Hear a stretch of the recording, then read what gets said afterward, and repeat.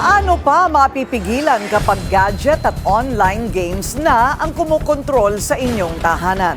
Ito raw ang bagong hamon sa mental health ng kabataan kasunod ng mga karahasan na naguugat umano sa social media. Yan ang agenda report ni Pierre Pastor.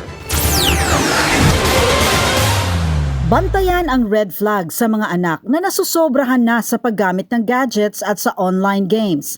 Makikita na sila ay preoccupied o wala nang ibang naiisip kundi games.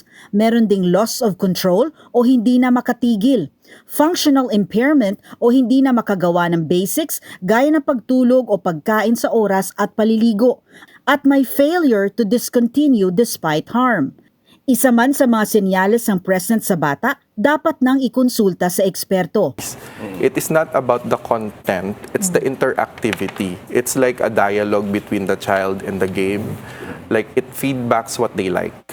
No? So for example, gamitin na lang natin example yung baby or toddler na nag-YouTube, no?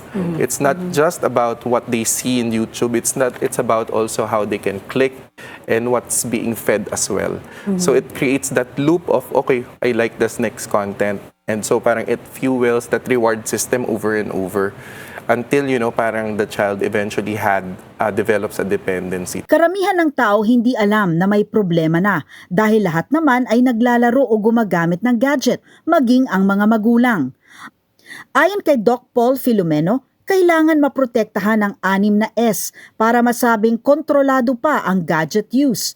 Ito ay ang sleep, safety, social connections, self-regulation, school, and support from adults.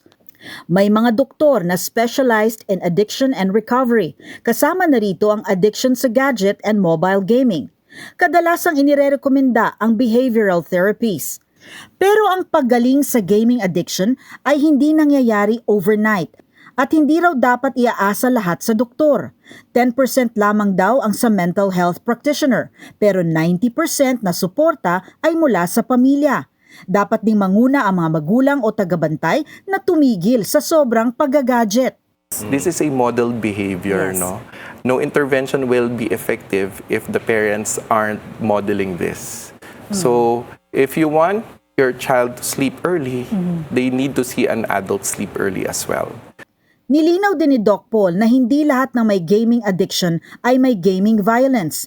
Marami raw factors para maging bayolente at hindi lang ang panonood ng violent games and movies.